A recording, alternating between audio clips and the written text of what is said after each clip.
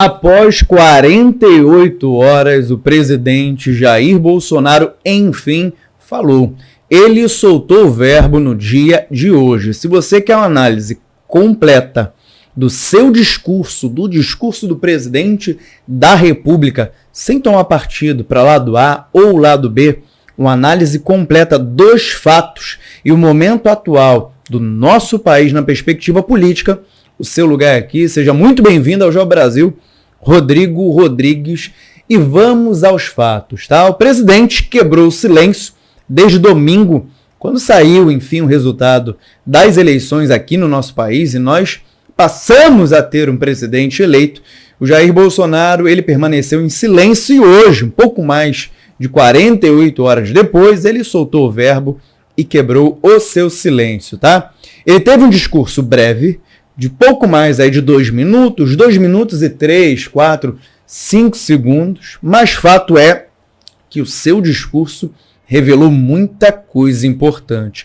E eu separei 3 pontos fundamentais na perspectiva de uma análise política e o que essa mensagem traz pra gente, tá?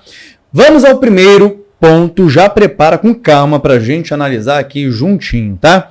Bom, ao longo do seu breve discurso, ele não reconheceu a eleição do presidente Lula.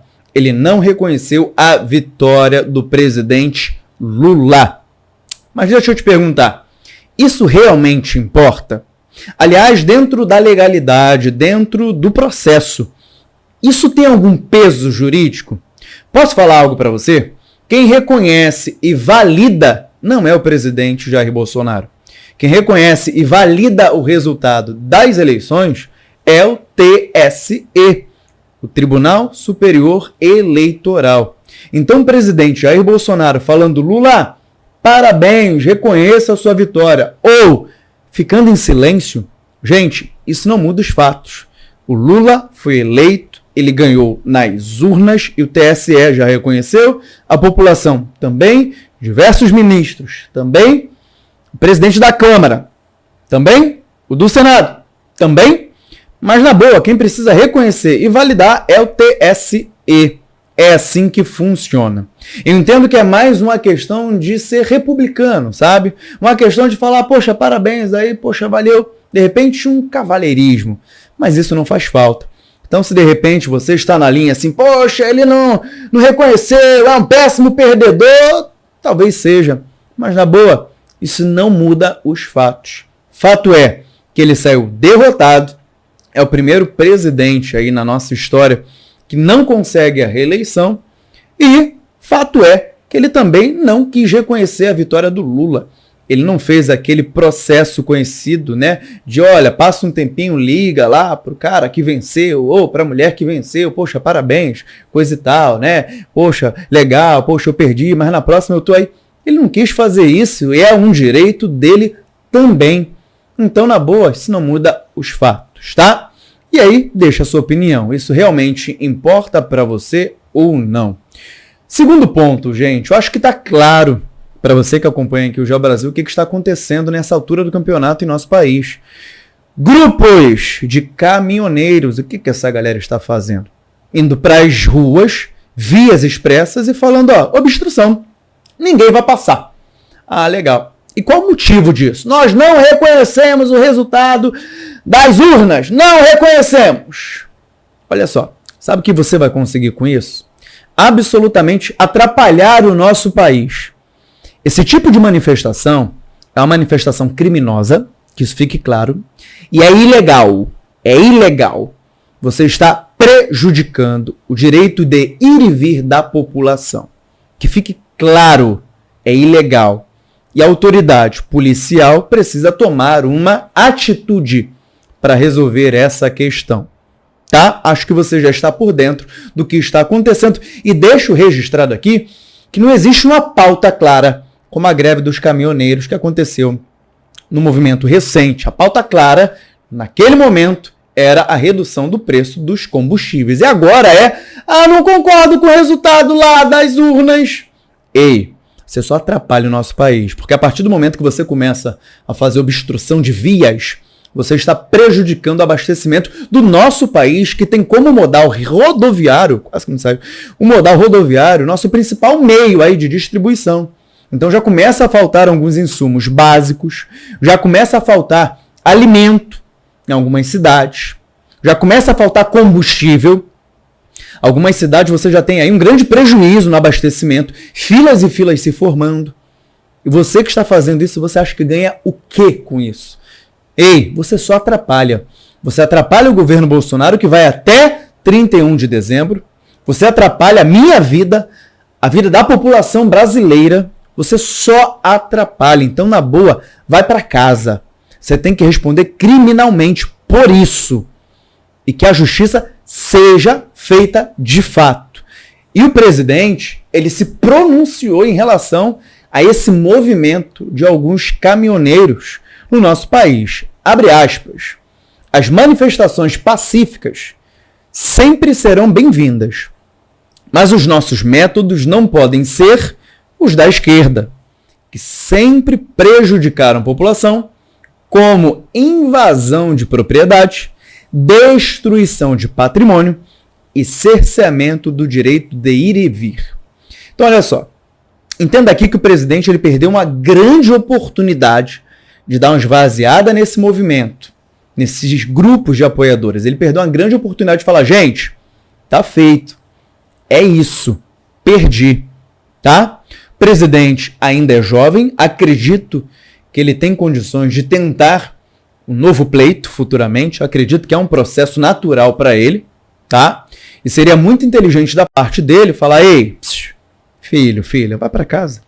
Tá? Não prejudica o final do meu mandato. Mas ele preferiu não trazer isso de forma clara para a população.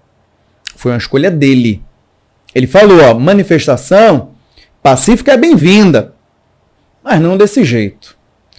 E aí para alguns entendedores, pode ser assim, não desse jeito, então vou para casa, vou ficar numa boa aqui, o presidente aí deu recado pra gente, eu como apoiador, beleza, eu vou na tua, presidente. Sendo que para outros, não. Então penso que agora, nesse momento, ele perdeu uma grande oportunidade de ser claro, objetivo e falar, ei, assim você só atrapalha. Não faz isso. Você está atrapalhando o final do meu mandato. Você está atrapalhando o nosso país, a nossa economia, porque eu ainda estou no poder. Eu ainda estou cumprindo o meu mandato. Então não faça isso. Porque na boa, gente, esse movimento só vai atrapalhar. O resultado da urna já foi consumado. Está feito. Está feito. Isso só atrapalha a sua vida, a minha e a vida da população brasileira. Esse é o segundo ponto. Então, na minha análise, ele perdeu uma grande oportunidade de ser mais claro, ser mais explícito, objetivo e direto. Mas acredito que também após a fala de hoje, esse movimento ao longo da semana ele vai sendo esvaziado. Tá bom? Terceiro ponto. Se você que estava aí na teoria da conspiração, o Bolsonaro está tramando um golpe, olha só, as Forças Armadas ali, ele vai derrubar o governo, meu Deus, é agora, é ditadura, meu Deus, o Bolsonaro deu ruim. Eu vi muito isso, tá? Direct, no YouTube, se ouvir. Uma tensão ficou no ar, né? Uma apreensão da população brasileira. A cada hora, 10 horas se passaram, o que vai acontecer com o nosso país? 15, 20, 24 horas o presidente está em silêncio. Ei, presta atenção. Ele falou sobre isso. Abre aspas. Sempre fui rotulado como antidemocrático. E ao contrário dos meus acusadores, sempre joguei dentro das 4 linhas da Constituição. Fecha aspas. Bom, se você estava torcendo por um golpe, presidente, acredito que te decepcionou. Se você estava torcendo para ele falar isso logo antes, acabar com essa apreensão, ele também te decepcionou. Logicamente, existe um processo histórico, a gente começa a fazer comparativo, que olha, perdeu, e aí na diplomacia, né, ali na elegância, né, no cavalheirismo, não é isso? O que mais? No republicanismo, né? Liga para o outro que venceu ou para outra que venceu e fala, parabéns, tá? De repente na próxima eu consiga. Mas, gente, na boa, foi criado um clima de inimizade. Não foi criado um clima de adversário. Tanto Lula, ele colocou o Bolsonaro como inimigo, quanto o Bolsonaro criou o PT e o Lula também como inimigo. Foi, ao longo de todo esse pleito, um processo no qual era ataque ao inimigo, não ataque ao adversário. Então, ele não reconheceu Lula, isso faz parte do jogo, tá? Querendo você ou não, eu não estou surpreso. E, aliás, acho que foi coerente, tá? Agora, se você estava esperando um golpe, ele ficou quieto e não deu um golpe, poxa, que pena. Que pena não, tá? Foi importante essa fala dele, demais, importante demais mesmo, até porque eu acho que ele vai pensar, já deve estar pensando no futuro, que ele tem condições de retornar, ele é jovem, ele tem condições e acredito que vai sim tentar novamente a presidência da República. Ele teve uma quantidade muito expressiva, pouco mais de 50 milhões, a diferença foi mínima, pouco mais de 2 milhões, e ele falou, estou jogando dentro das 4 linhas da democracia. Não era o que a gente via em seu discurso ao longo desse tempo, desse período, mas você tem que concordar comigo que ele entrou ali nas 4 linhas e jogou o jogo. Se havia alguma apreensão do momento de agora, ele falar em algum golpe, as Forças Armadas, esquece isso.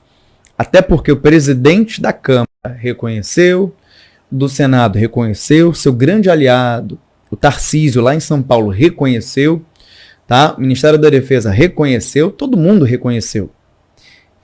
Fez o discurso dele tranquilizando a população. Então não tem golpe, ele vai seguir até o final do mandato dele como um republicano, tá? Outra questão importante, Rodrigo, e agora? Como é que funciona? Bom, foi falado assim, o governo Bolsonaro, ele autoriza, né, esse processo de transição. Gente, não precisa autorizar nada, tá?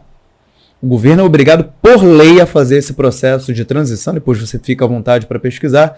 Lei 10.609 de 2002, criada lá no governo Fernando Henrique Cardoso, onde fica instituído aí, tá, a obrigatoriedade de fazer esse movimento de transição. Bom, o governo Lula vai escolher, ele tem até 50 pessoas para escolher para fazer esse processo aí de transição, e da parte do governo Bolsonaro, o líder, né, o senhor Ciro Nogueira, o ministro da Casa Civil, ele vai fazer esse processo. Então, você tem ali do governo Lula a liderança do Alckmin, junto com a Gleisi Hoffmann, presidente do PT, e o Aloysio Mercadante, liderando esse processo de transição. E do outro lado você tem o ministro Ciro Nogueira, liderando também esse processo de transição. Eles irão conversar, dialogar, e da parte do governo Lula, ele vai solicitar documentos, informações. O governo Bolsonaro tem a obrigatoriedade de entregar toda a informação que é solicitada, para quando chegar lá no dia 1º, o governo Lula tomar posse e ter todas as informações para conseguir tocar o país. Bom, dito isso, me faz aí o seu comentário. O que você achou do discurso do Bolsonaro, tá? Gente, democracia e respeito é importante sempre, tá? Traz um pouco mais de lucidez, de razão, legal, de discernimento para o debate. Aqui o meu grande papel é apurar os fatos e te entregar os fatos, para você ter embasamento para discutir. Enfim, dentro aí do cenário político, o que você desejar na sua escola, na sua família, no seu trabalho, no grupo de amigos, enfim, ficar à vontade. Meu papel aqui como comunicador e professor é te entregar os fatos para você criar o seu argumento, tá bom? Eu vou ficando por aqui. Curte o nosso trabalho, pega esse link aqui, vai compartilhando nos grupos de WhatsApp e me fala o que você achou dessa análise. Inaugurando a nossa playlist de política nacional. Eu vou ficando por aqui, um forte abraço e vamos!